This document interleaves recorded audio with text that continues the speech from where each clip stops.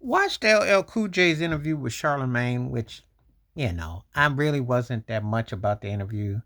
I thought L was too vulgar most of the time, and Charlemagne don't do nothing for me. I just think he just an industry plant. He says whatever to try to get clicks and views. But I wanted to watch the interview because I wanted to hear L talk about different aspects of his career.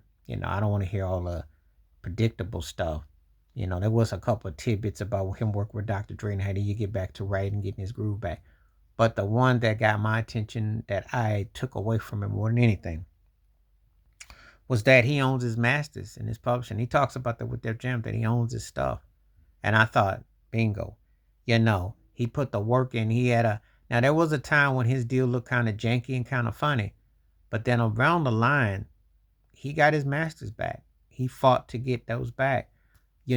He's into a whole lot of things. There's a whole generation who only know him from the CSI LA, and they only know him from his predominantly film TV career.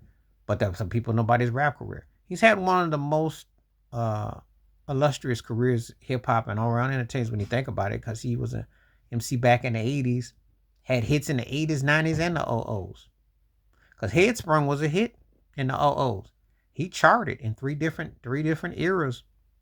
You know, we don't talk about that wax song with Brad Paisley though. We ain't gonna talk about that. But most part, he's had the kind of career. He did the film thing, mixed results.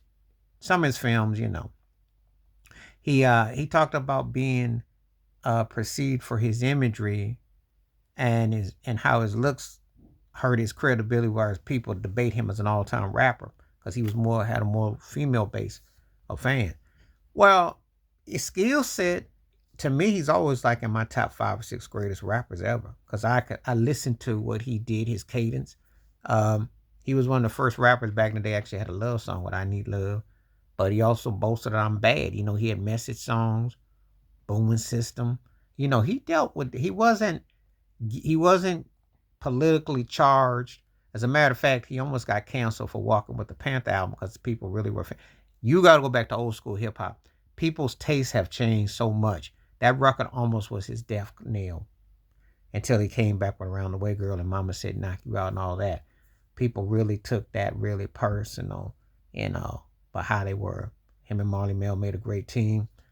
And, LL had to deal with Kumo D battling him, Ice T battling him. There's a respect. Those were battle raps. Cannabis later, etc. But LL always had some flow. And he always had catchy songs. He was catchy. He always found a way to bring himself back. When it looked like the pink cookies in the bag were gonna derail him, came back with lounging, you know, working with Tune and Pookie and he always was able to update his thing. He was always able, and he was also one of those rappers that didn't need 99 guests. He did his records, he hit, worked with a lot of folks. He was, everyday's man kind of vibe. So, but anyway, I thought the fact that he owns his masters and his publishing is what you fight for, what you strive for.